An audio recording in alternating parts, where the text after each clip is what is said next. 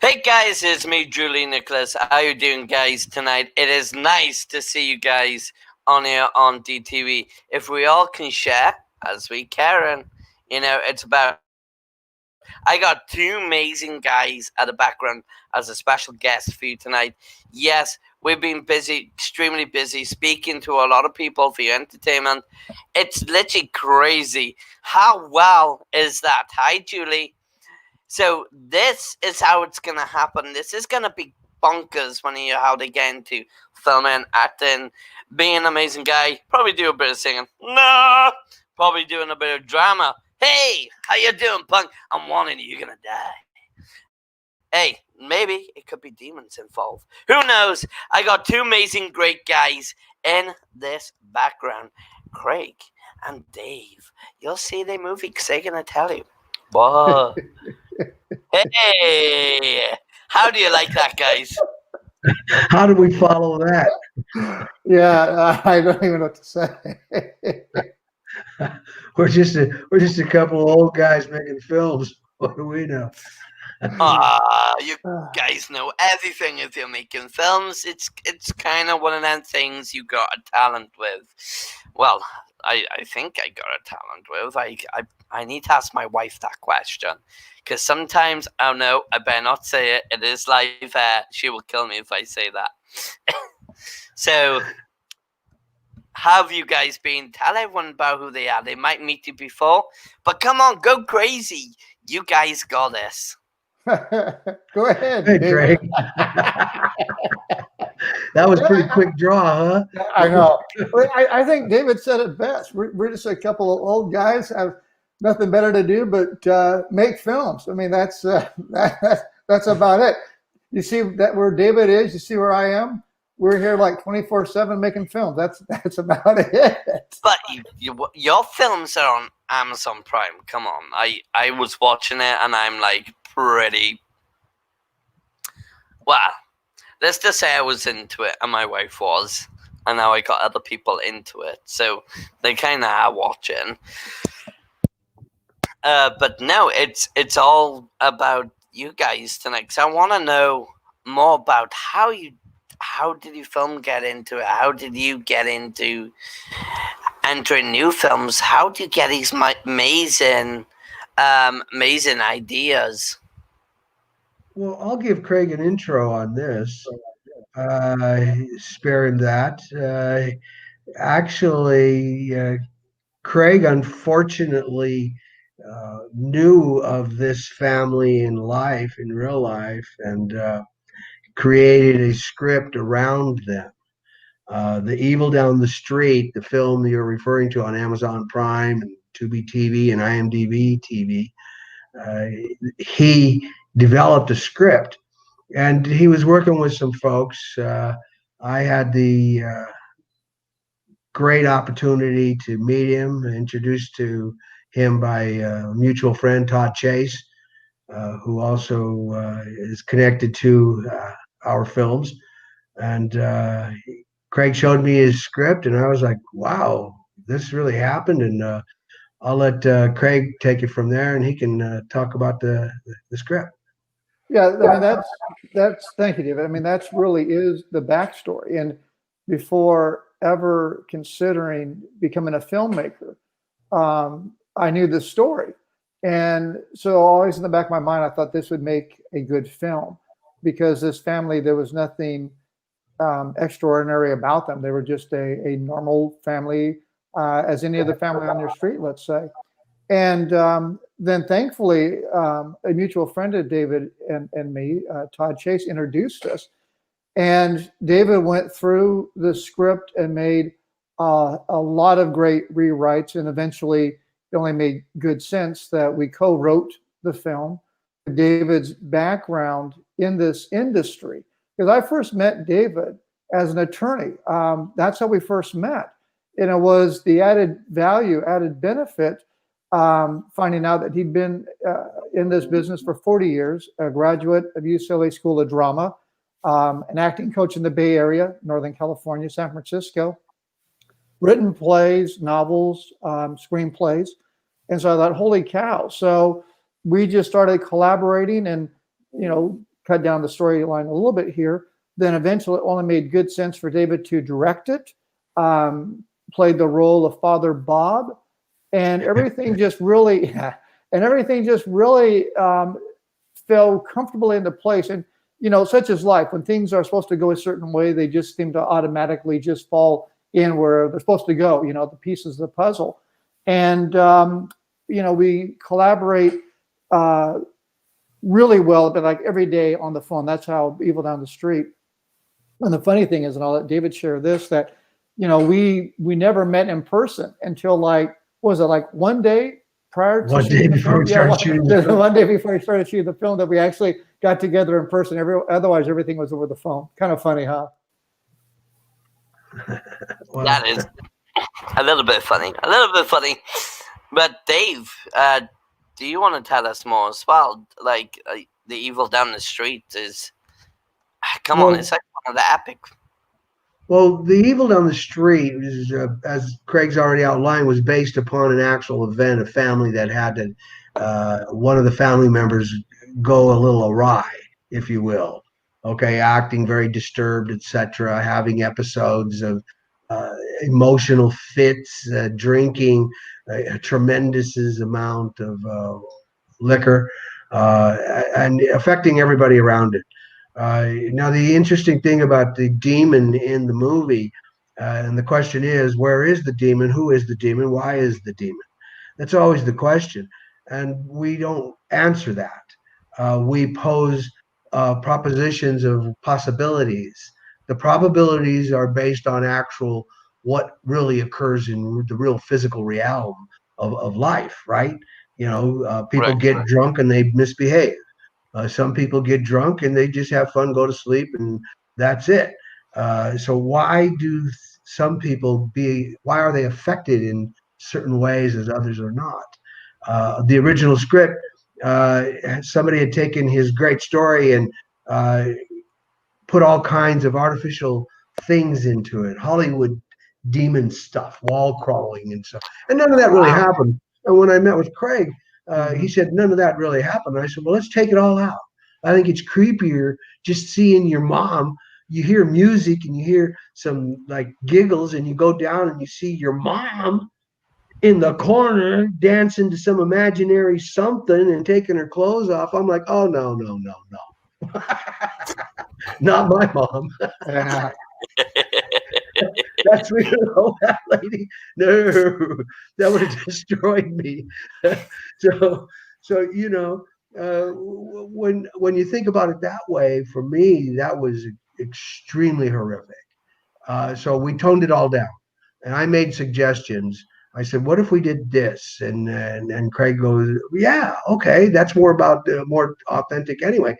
And that's it. And as to me playing Father Bob and Craig playing the neighbor across the street, it wasn't like, we both sat around and said, I've been waiting for this part. It was more like, well, we don't have enough money to hire anybody else, and who else is going to do it? So I guess I fit more the Father Bob and he fit more the neighbor, and there you have it. Yeah, that's how it's done. We played rock, paper, scissors, and I lost. Rock, paper, scissors, yeah. Seriously, right? You played rock and paper, scissors, the both of you? Well, you see, Father Bob was supposed to be a different type character than what I created, and the neighbor was too. But like I said, Craig and I were like, well, we really can't afford any more actors. We work cheap, Drew. We work really cheap. We work cheap, but we come in on budget and on time. And I think that's what sets our processes apart from a lot of indie filmmakers. Not that we're great artists. We're just artists like everybody else trying to put something together. But we are organized. And I think that is the difference between us and a whole lot of indie filmmakers. I think that is a major difference with being an artist. You are an artist, but also you got yourself in a nice budget line by beating each other with rock and paper and scissors, hey? Can you imagine if I done have my wife, hey, papers and rock scissors, you're going to do the live tonight. She's Can you see our corporate meetings? I can imagine just sitting on that table and just saying, what? We got cool and joining in. I'd be some like really hyper guy. I'd be like, come on, I'm gonna get in it. Come on. Oh, for God's sake. I lost. Why But yeah, not? Pretty much it. I Pretty can much imagine. it. So, what is your next plan? Because you've done this one movie. Are you creating into new movies, or are you planning to do something with the public? You know, Well, Craig, why don't you introduce them to what was coming up, what we're doing? Yeah, I mean, kind of in this order, Drew. Um, Next month, for October, our film The Crumbs will come out in time for Halloween. So that will be coming out. We are in post production right now with Demon Fighter, the film we shot June through June this year. That will come out first quarter of next year. And we are in pre production of, like what David mentioned at the top of this, our first comedy, Love in Quarantine. Now, we're not, David and I laugh at it, but because we laugh at it, it doesn't mean it's funny. As far as we know, Drew, we may have a documentary on our hands. So we don't. A complete tragedy. So we say it's a comedy, but that's kind of like in a Andy Warhol sort of way. It's very abstract right now. And we plan to shoot that before the end of this year. And it's Love in Quarantine, kind of timely with the state of affairs on our planet right now. Yeah. David wrote the script, and I think that David and I are a tough audience. Meaning, if we really don't like something, what the other one of us has done, we make that opinion clear. And I mean, I like what we have, so we'll see. We'll see what the world says next year. So there we go. Yeah. We're not the final arbiter. We're just the shot in the dark, hoping we hit the wall with the spaghetti. You know what I mean? Exactly right. well, you never know. You can always be something magical in my eyes. Oh, thank you. I kind of got an imagination mind. I got an amazing imagination mind. My wife actually says she loves my stories. And this is what we were talking about earlier on, going into certain things. Because I come in like about zombie apocalypse to alien saucers, where I live in. I can't really tell where my location is because where I am. But I live in this major tower block, and it's got cameras all the way around, and it's got like gates around it. And I have a major imagination of zombies taking over my part of town, and then using my tower to create a zombie apocalypse surviving location and how to survive. So my wife says sometimes she says to, "Who do you talk to, babe?" I said, "I talk to my visible friends." And she's like, "Well, there." I said, "Well, one's my corporal, one's my sergeant, one is someone who can be this normal person. We got this army guy living upstairs. We got this nurse who can live down the bottom of the stairs. Shopkeepers living in across the house, trying to protect our buildings and make sure." And then suddenly we found out we had Secret Service in our building. Oh my freaking God. My whole level of imagination is amazing. This is what my wife loves about me. But anything is a possible to make a movie, or make anything is a possible to make it happen. Long as you're willing to give your brain imagination. This is what I say to a lot of people. Long as you're willing to give it a bit of imagination, not live in a tight box, you're okay. You're fine. Off the way you go. So that's something for you guys, because I feel like you guys needed that to be it. You know what I mean? We're always looking for stories. We certainly try to do that in the nature of our stories. For example, the film Craig mentioned, The Crumbs, that's coming out this October. There's a stretch of imagination. It's about a doctor who, back in the 1800s, discovers a serum that creates the ability to live for a bit longer than one might think. but it takes place in modern day. They've been around a while. They run a bed and breakfast, and to unsuspecting guests, people without reservations, they may have a bit of a problem trying to leave the compound. We shot it in Whoa. we shot it in Placerville, California, up in Hangtown, up in the mountains. This old cabin, over 100 years old, big place with a assorted cabins on the compound. We rented the entire grounds and housed all the actors and shot this film, and it was pretty amazing. These actors that you'll see in this: Jeff Hatch, Maria Olson, Chelsea Yerkowitz, Anton Clark, Robert Crow, just a number of actors you'll recognize. Elena Gerard from Evil Down the Street. She's got a short role, but you're gonna love her part. She just always plays everything to the hilt. So we're really excited about the film. And a Demon Fighter, the film we just shot in Fresno, we think that film also has the ability to cross genres. In that, well, the other film, The Crumbs, is we listed as a romantic horror film.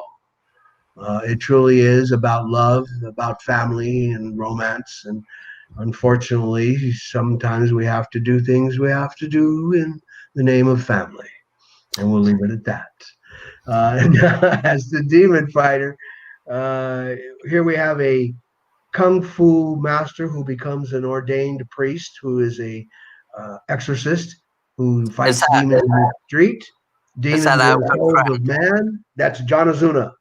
Yeah. Master John Azuna. He stars in this role. And again, we have a lot of noted actors in this thing that we're very pleased about, including, of course, Elena Gerard has a small role, but the main actor here, again, Jeff Hatch appears in this film. Uh, Totally different character. We're very pleased with how this thing went down. Jeannie Young, Robert Crow, a lot of really good actors show up in this thing. N.J. Brown. I think you'll be impressed when you watch Demon Fighter. It takes on a whole different context, mixing Mhm. martial arts with this supernatural exorcist that goes on, exorcism. You're going to love the role of the priest. Now, here's a film, and I'll take this opportunity. Craig had mentioned earlier about uh, that we make the film the project. It's not about us. It's about what we're doing. Our mission as CRA is to entertain, inform, and enlighten. And if Right. all we do is entertain, then we've reached our goal. But hopefully, there's some information you'll derive from this, and hopefully that might enlighten you as to some issues you need to think about. For example, in Demon Fighter, this gentleman has a lot of issues himself, the things that he deals with as a human being, and yet he acknowledges that. But as writers and as film producers, originally I wrote the film. Father Michael was an old guy, was an older priest, and then it occurred to me that's crazy. After I'd finished the script, and I told Craig, I said, you know what, this doesn't make sense, and because I had a lot of people saying I should resurrect a character, Father Bob, but it didn't make sense. It just did not make sense. Nobody wants to see me doing that. But John Azuna, oh hell yeah.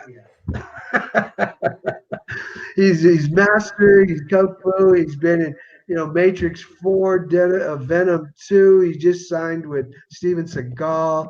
I mean, he's doing great things. He's a good actor. He's a great martial artist. Uh, and the scenes we have with him and his skill sets, oh, you're gonna love him. We shot him Hong Kong style, bro. Okay, so what that means is full on fighting. There was no let's stop, see if the punch, go Yeah. back, 50 takes just to get one punch. We didn't do that. No, Do we you had do multiple the cameras. full hands? Pardon me? Do you do full hands then, straight on, instead of like stopping straight up? Exactly right, straight up. And full on for the entire time. On concrete. At night. Holy Yeah. damn it! That Hey, is people who were just in the neighborhood generally thought it was a real fight. Yeah.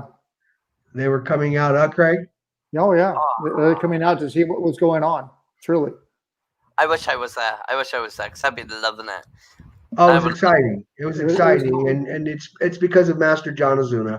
He's a SAG-AFTRA actor and fight choreographer. You're going to find him exciting in this film.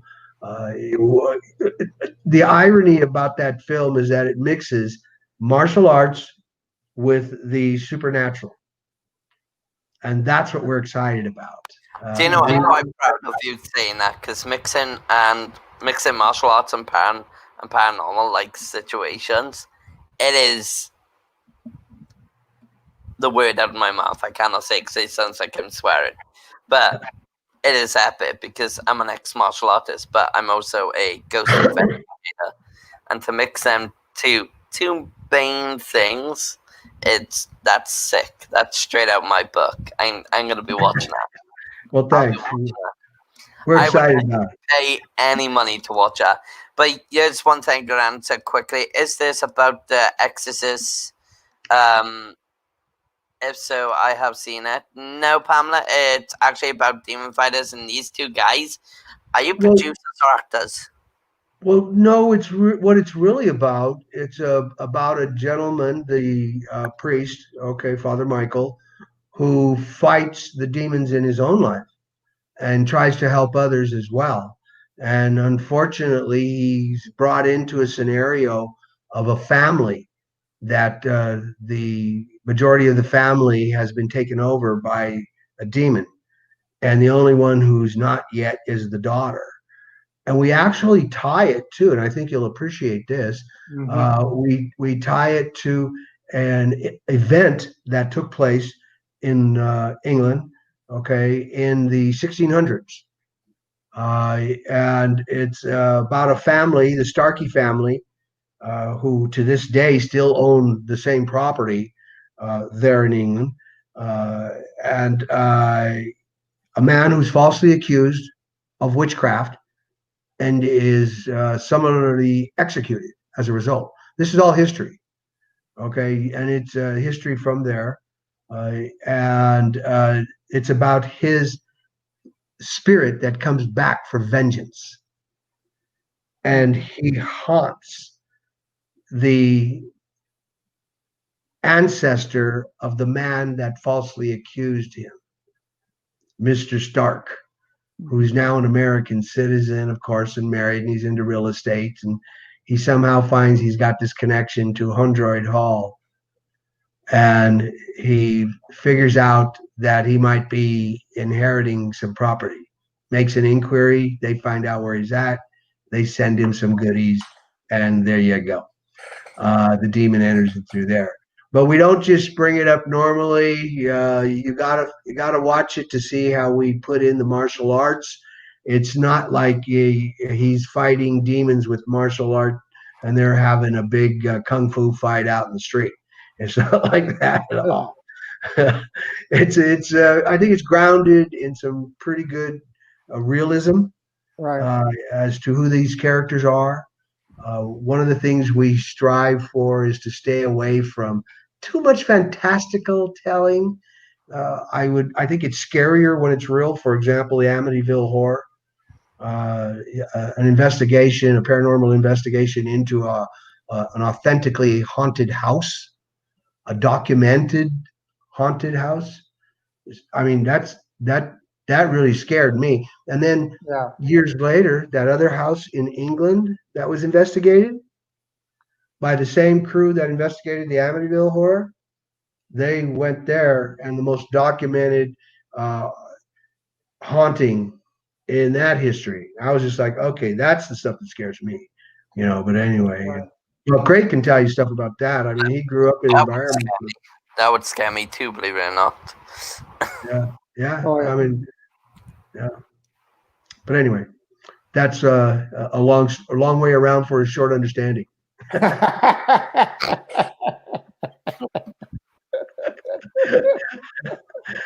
That's Uh, funny. Please, Craig, please carry on because Well, as a kid, I mean, I was always exposed to it or around, let's just say, paranormal happenings. My grandmother used to consult through her Ouija board, her tarot cards, and crystal ball with our next door neighbor, Dorothy Ryder. But, it wasn't one of these things being around it that it was dark and sinister, that my grandmother likened it to deep sea fishing, that you drop your line out there, you may be hoping you're going to land a tuna, but you're not really sure what you're going to be pulling up. And so she had her procedures. She followed strict procedures that she would use when she would consult, if you will. And so I was around it at a very early age. So when this all took place with this family, with evil down the street, it wasn't far-fetched by any stretch. It certainly was a lot more sinister than I as a child, if you will. But my earliest memories, certainly my grandmother being over there, and she'd be on her Ouija board with her next door neighbor. Yeah, true. I don't know. I do apologize, man. I just gotta answer this question. Yeah. Linda, I apologize. I must have clicked you. You must have been above another page I was sharing it to. Sorry to the Christmas pages. Oh, bless me. Yikes. I shared it to the Christmas pages accidentally because it must have. When I'm sharing, I can't see my share button properly, so it must have been above it or something. Like I said, Linda, I apologize. I do apologize, but this could be something really cool. They are but they are guys who film movies and talk about movies, and they might talk about a Christmas movie. You don't know. Who never knows? Who comes up with a lot of ideas. But I'm just gonna go back to this one because I think this is pretty cool. Who's my type of this? She's basically saying, "Ooh, this is my type of film." Oh yay! When it's coming out? When is it coming out? Will it be on Netflix? Well, I hope so. Which film in particular is she referring to? I don't know yet. I don't know. That's Pamela. Would you like to answer that question? I think she's referring to Demon Fighter. That's the last one No, really. with and where as to where it appears, what platforms. Well, that depends on what distributor we hook up with. Okay, and that is at this point in time not something that we could really say as to who. Our current distributor for The Evil Down the Street and the Crumbs in particular, they're interested as are 9 other distributors. So as to who and when, that's remaining open for a minute, and then they each have their own various platforms. Depends upon the deal. We do like our current distributor, Indie Rights. They're stand-up people. They work hard for us, and we will certainly give them the first opportunity to make us an offer, a viable offer. But we hold that open simply because it's our responsibility to CRA and what we do. Craig and I, we are very big on our corporate responsibility to what we do. Our mission keeps us in line, keeps us focused. We love what we're doing, but we also realize in order to do it continuously, we have to have parameters of operation policy in place to keep us focused and adherence to our missions. And that's what I think keeps us organized, keeps us focused. Right. Well said. Thanks. I hear you. I see your lips moving, but I don't hear anything. It's a silent movie. Did I done it again? Do I done it again? I think my bloody mic is haunted. I'm telling Well, you. I did mime as a young man. Man, I try not to spread that out too much because people look at me strange when I tell them I actually studied mime and was out in the street with them guys, right? Doing all that kind of stuff. So when I saw no sound, I was like, oh, I get it. He's in a box. Okay. Is it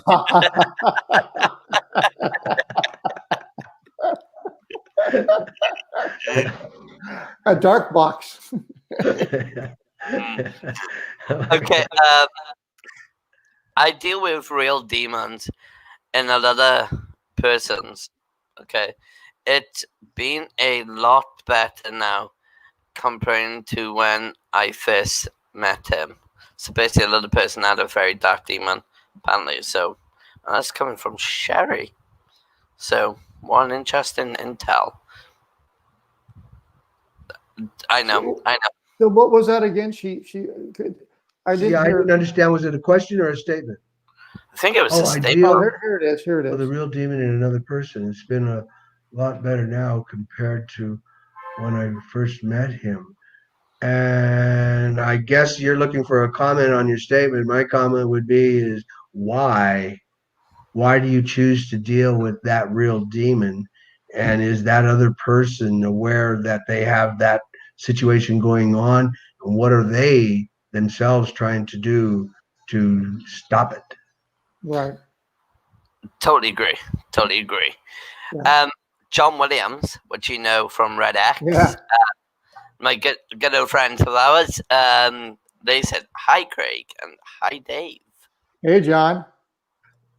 So I like it when I talk. I'm in one of them moods. I'm in one of them comedy acting voice moods today.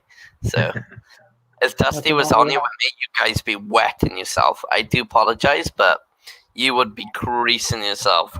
that. Oh, probably Jamie. Jamie, I'm not sure how to interpret his comments. I'm Yeah. going to just leave it alone. Yeah, I don't think you really want to go too far down that path. All right, this is a family show. Clean it up over there. okay, okay. So, okay, I want to see all the films. She wants to see all the films now. So basically, Thank you. that's pretty Yeah, cool. Now. thank you. That's pretty Just cool. remember, if you see a movie of ours and you like it, please tell everybody. If you don't like it, don't tell anybody. Just kind of keep that to yourself. Keep it a Go big, underground with that. keep it a secret. No, Yeah. no. If they don't like it, they have to come and deal with me. So, and I'll tell them. Ooh, I'll all tell them. right. There you go. Yeah. That's So, right. Hey, we know a guy. You know what I'm saying? We know a guy. Who knows a guy? Who knows a guy? we know a guy. We know who knows another guy. Guy knows another guy, and then the guy knows another guy. Then it There you goes. go. And that guy's pissed. No, I'm done. Okay, there are two top guys, folks. That's coming from John and William. Calling you top guys. Yeah, Thank you, John. you don't want to know the secrets. They put a spell on me. Okay, help me. The secret to what? The spell. You know. He has a You know spell what I mean? on him. Craig, I've go never ahead. had someone thinking wrongly. I don't do spells. I stay away from spells. Spells.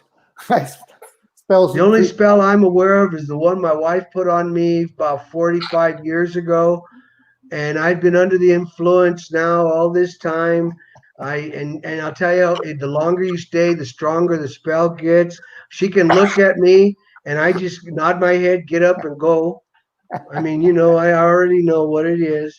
So yeah, but that's the spell, and I'm That's still funny. trying to figure it out. But I know it's a spell.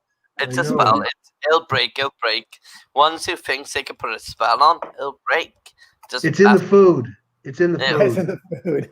Yeah, I'm it's in the food. I know it's in the food. She cooks That's really funny. good, and that's the other thing. They learn to cook really well. Then they tempt you, and they're putting something in the food. You don't know. That's funny.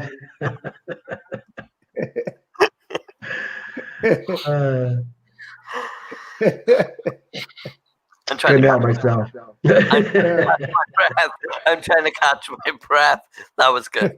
That point. Okay. That's what you do when you have two brilliant guys on guys. You want to laugh. Uh, That's the reason we wrote the latest script, Love in Quarantine. It covers these basic issues. What's really going on. Yeah. If I tell you my secret, you'll probably be shocked. So in my quarantine days, all my days, it's crazy. It's a hell of a good story, though. I'm writing a book on it. Hey, Um, I hear you. I got a guy making deliveries at my door, so I know what you're saying. Okay. and actually, I'll tell you a little bit about it before I answer these lovely ones. Very quickly, my son, who was in hospital, as the middle of COVID-19 was not basically reducing in UK, my son was born, and I told a midwife, my son wasn't right. His fingers Oh, are blue, his feet was blue, and his left lung collapsed. oh So my. it put me in an emotional state, and this is about something very spiritual. Okay, I was doing a live with everyone. They could see I was a mess. My friend who was with me, she was on the phone to me constantly. There was people on the phone to me. My wife gave birth to her. She passed out in this area, and when I told the midwife about it, she told me I do not know what I was talking about. Shut up and get on with it. Um, Oh, Next minute, I went back home at 6 a.m. in the morning, and my wife was okay in a baby. Now, my wife was keeping the baby alive by slapping on his back. oh my God. Um, we only found out because this nurse recognized a certain symptom. And then it's a very emotional book, but it's the way it happened as the lockdown was happening with COVID-19. Um, I had a phone call then later on at night, between 6 and 7 at night, rushing into A&E in the hospital because he was going, not A&E, I can't remember what the area was, but it was going down to the baby nuke, the nukie room, where they put baby in with tubes and all that. Oh, And I had a phone call anyway, but then I was on the phone, I broke my heart. And the miracle is they didn't warn us or tell us he could actually die because not many babies survive for this. They didn't even tell us. A doctor where I moved to my new place actually told us the truth, what actually could actually really happen, what should have happened. And they call him the miracle baby now in the hospital because oh, he Wow. survived. And before we done that, I actually shouted out up to heaven. I actually broke my heart out, and I actually shouted out to, and I'm gonna say this on my life, I shouted out to upstairs, and I said to him, "I've done what you asked me to do. I've read to people. I read to people. I done ghost hunts. I've done what I done for you. What about you owe me back?" And I said, "Can you save my child?" Doctors were like, he wasn't really pulling much, but he was pulling slowly. Each minute was like, okay. And every time I said him, I was breaking down. I even really got arrested because I brought it up. I broke one of the laws of the COVID-19 laws. I literally got arrested. oh, Yeah, one of geez, the bad things. And then geez. Well, I'm after that, glad your baby's well. 5 days later, I had a phone call. Mr. Nicholas, bam, your son is starting to breathe. Wow. After Wow. that, and I am not kidding you. I'm writing a book about it, and it touched emotion because not many people have had that situation. Some had it different. I had it in a different way, but in doing on the COVID-19, it really, really put us in a certain place where this is a story we want to tell. I mean, my wife Yeah. said, "Hey, we're not going to put my son's name in it, but we're going to put a bit about what happened." And yeah, my Wow. wife, me and my wife is writing a book about it. Cool.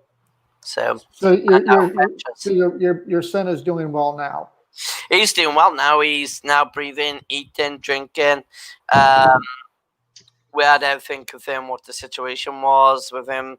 He's been kept a close eye on. He's doing all right. So he's perfectly coming normal now. At one point we did thought it was a massive risk. But we had it. We after literally like argued. If it weren't for this doctor who actually jumped in, Logie would have been in certain places, but we're not after the Chan. What? Oh, I said my son's name. Oops. But well, that's okay. But yeah, the situation was how the system and how it was a horror. It was like a horror nightmare. It was Yeah. it was like a horror of someone sucking a child's life away, and just seeing that box around him gives you the nightmares of being in one of them box. Yeah. Do you know where I'm coming from? It's that fear. So, and it gives me something to actually really believe on. But we're actually writing about it personally, me and my wife, making a book, and we're actually telling people our journeys, what happened, and our emotions, and it's pretty cool. It's gonna be pretty cool. We Yeah. started it, but it's gonna take us a while. It's taking us a while. We're going by Interesting day by story. day. We just keep at it. It We'll get is. it. But yeah, that's what we're doing, and hopefully it'd be pretty cool. But yeah, Good let's deal. get to these questions that because I bet people's like say, "Come on, Drew, shut up and just get on with it." uh, okay, let's see. Right, let's get there.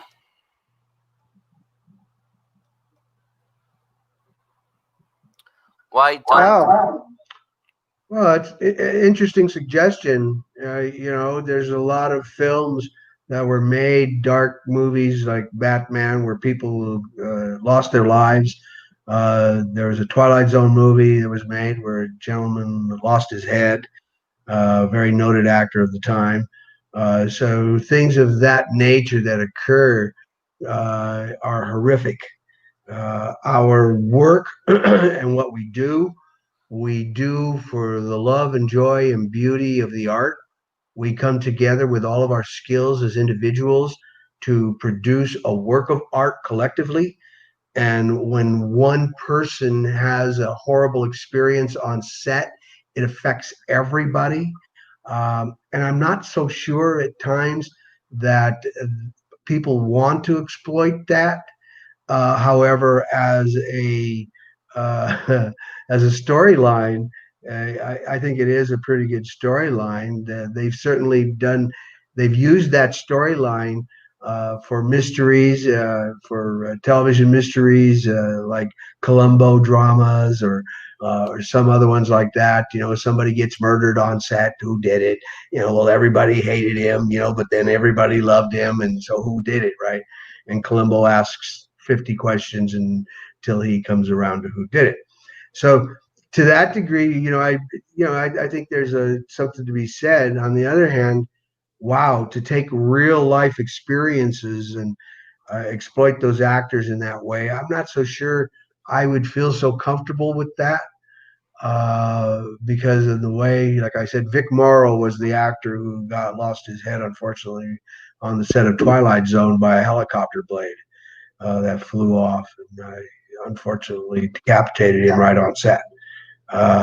Things like that. Other actors have died on set, like Red Fox, who have just, died in the middle of a take, but that was of natural causes, a heart attack type of thing, stress. So, but as far as boogeyman things, that's a little different. Okay, now that I think would be a great storyline. And on that note, Craig could probably share with us some incidents that have happened on our sets in that regard. Yeah. We're saying that, David, on Evil Down the Street, when we were scouting a location for a basement, we follow the same procedures always in scouting locations. I'll take a video, I'll download it, send it to David, and we'll discuss everything. And so in the basement for Evil Down the Street, which was about 100 miles away from the actual set house, is a different location. Um, Took the video as a double basement, as you'd see in the film, sent it to David, and we quickly realized that we had orbs in the basement. And again, this was just a normal, and we're not trying to debate here orbs one way or another. We follow the same procedures and always shooting our films. This is the first time we've ever had an incident like this. We also had David had an experience You might But want to. backing up, noteworthy in that basement, there was no light sources. Right. There was Thank no you. Right. electricity in this place. It was an old abandoned house on an institution ground of a old reform school. Right. Okay, and it was shut down. They don't use it anymore. So that's what weirded me out. That there were no light sources, and this thing is bouncing around. It's not just following camera.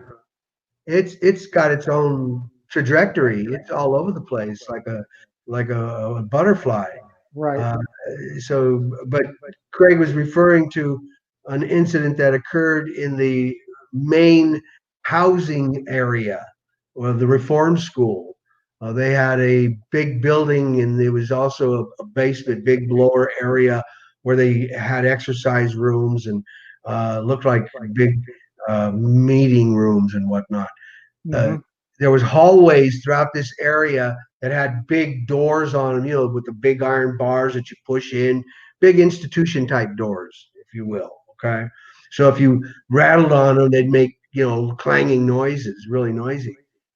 I was down there. We were shooting a scene down there, and I went in advance with the makeup artist because she had to do makeup to my back. They were putting a big cross on my back, and we were the only ones down there. So I'm shirtless and I'm standing there, and it's kind of cold because we're shooting. It's still the snow on the ground outside where we're at. We're up in the high desert in April, so it's still rather very cold. And I'm down there, and all of a sudden we hear these noises, clang, clang, clang, clang, and we look at each other, and she goes, "Really?" Referring to the crew coming to mess around. So she hollers out, "Stop, guys! Come on, let's get real." And she starts doing the makeup again, and then it starts again. And she says, "This is already too much." She goes, "Just tell them to stop." I go, "Look, there's no, but I'll go down there and tell." I walk down the hallway. There's big rooms either side. I walk into the rooms. I'm hollering so she hears me. Okay, nobody here. Nobody in this one. I'm looking everywhere. Nobody, nobody. I walk back. She starts doing the makeup, and it starts again. She says, "You know what? This is too much. I can't do this." I called the crew. We're we're on the other side at that abandoned house where the basement was. That's where they were finishing up the set, grabbing everything to come shoot this other scene. I called them and I said, "Hey, when are you guys coming over here?" I told them what was going on. They said, "We'll send somebody over right away." Because the makeup artist, she couldn't do her work. She was freaking out. Right. And we captured these sounds. The audio guy who was doing our sound at the time had went down there by himself, capturing all of these sounds. It was and there's nobody there. We had to be out by 4:30 every day because they locked the place up, and you can't, and like I said, it's way up in the mountains, up in the high desert. It was a really horrendous experience, Right. but that whole shoot was horrendous. It was very tense. The nature of the subject matter was very tense. Some of the scenes, in order for the actors to get to where their space was, we went through some emotional recall exercises that were intense, and we had incidences that occurred that were strange. The owners of the house, they had one room. It's a big den library environment. A whole wall is nothing but shelves with books. We have a scene where the dad walks in there and just grabs a book at random, opens it up, and looks at it as an excuse to have a conversation with his daughter. The actor goes in there, Calton, and he grabs the first book. He just puts his finger on, pulls it open, opens it up, and the first thing you see, and you'll see it in the movie, how to or ceremonies to marry a demon. This was a book on demonology. We didn't know it was there. We had no idea it existed. Honest truth. I was like, okay, this is weird. This is weird. And then we had another incident with a mirror, Craig. Why don't you tell them about that? That Yeah. was There's this. We were upstairs shooting, and they had this huge mirror on a wall, um, you know, solidly attached to the wall. And we're upstairs shooting, and we heard this loud crash downstairs. And my first thought is, oh, this is not good. What did we break? And I realized, well, wait a minute, we're all upstairs. So we go, yeah, right. So we go downstairs, And so this picture had slid off the wall, and it was, went down the floor, just slid right down. Wasn't shattered, no nothing, but it came off the wall and now resting on the floor.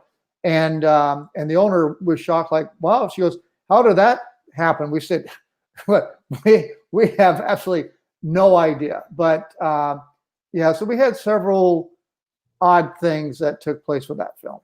I was bummed about that because I didn't get a shot. If only we had a camera set up there in the hallway at random, just in case, Yeah. And then that mirror come crashing down. I could have used it in the film. I mean, that would have been kind of cheesy, but kind of cool.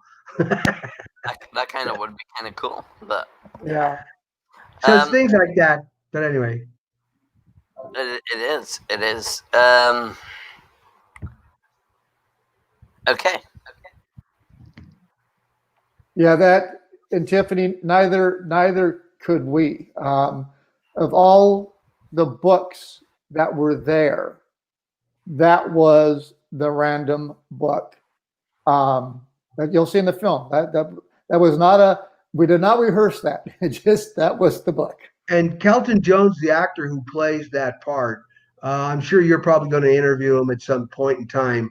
Ask him about that. He'll tell you that was the weirdest thing. We didn't have any idea that book existed, let alone that page.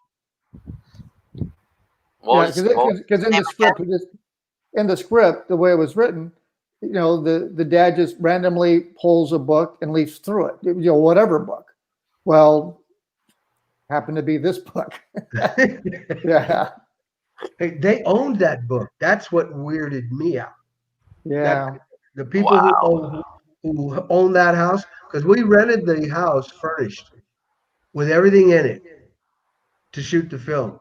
Yeah, it was part of their library. Yeah, that's their library. That's not ours. We didn't put that there. So I was like, okay, where are we? Yeah. What's really going on? I'd be freaked out. I would be freaked out. I'm sorry, but yeah, pretty much. I'll tell you what, when we wrapped at that place, location, generally when we wrap, we have a party. We're happy. We're busting some beer. We're telling each other, thank you, you did a great job, even if we didn't. And none of that happened. We wrapped, we loaded, we scrammed. Oof, we're gone. See you later. Yeah, we're out of Dodge. No. Yeah. Mm-hmm. Yeah. But what are you going to do? Yeah, well said, Tiffany. Very much. Synchronicities. Okay. Yeah, it kind of makes you wonder, John, what else was on in their library. I mean, they had a lot of books there. So if there's one, there's got to be more. I never looked through their librry when I was there. No, my entire time was on set. We're just shooting scenes. I'm not there to, sightsee. I get pretty to the point right as soon as I get on set. I don't like to waste time. Okay, ladies and gentlemen, these guys have been absolutely amazing. We're coming up to our end now, slowly. Have you guys got any more questions before we get to the end? Please put them in as quick as you can, because these guys are on the ball. They're on the go. They're very fun people. And I will be interviewing more people. But I'll definitely always come back to Craig and Dave, because they are absolutely amazing stars to speak to and are awesome to have a laugh with. They're down to earth, guys. They really are. So we got a few here already. Of course. Craig, why don't you tell them how to reach us? Yeah, we have a few, Pamela. We have the one for the film, Evil Down the Street. We have one for our production company, CRA Entertainment. David has his personal page, David Espinosa. And I have mine, Craig Aaron. So you can also find us on Instagram and Twitter. But it seems like for the most part, our platform we use most often would be Facebook. And you can find us on IMDb TV, Tubi TV. You can find Evil Down the Street, as well as Amazon Prime. Those are areas you can go to and look for our film, The Evil Down the Street, and shortly we'll have the others available for you as well. And I can't tell you how thankful I am for Drew to invite us, Craig and I. Yes. We enjoy this guy. He's fun to be with as well. So thanks. My pleasure. My pleasure. I Sure, sure. actually love it. I love it speaking to you guys. You make my day happy. You really Right do. on, man. Um, okay, so people, I don't know if you've seen that one.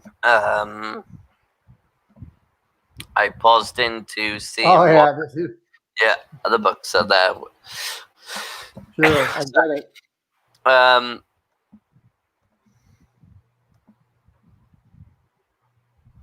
Amen. Exactly, Can only John. imagine what's in that library. I'm That's like, I don't right. want to know. It's one of those things. Be careful what you ask for. You just Right. might get it. I know. Nice seeing you, Hi, Alexa. Thank you. Alexa. just to say, if you want to watch it, just go and watch back the replay. Um, you can find on DTV. Apparently, sorry, I apologize for this. I had a bit of a drink, and now it's coming up as I usually do. Uh-oh. But if you want to come and rewatch this, it's all on YouTube and it's all on DTV as well, guys. It's out there. It's crazy. It's fun. Gotta make sure you watch it, but it's actually nice to speak to the audience as well.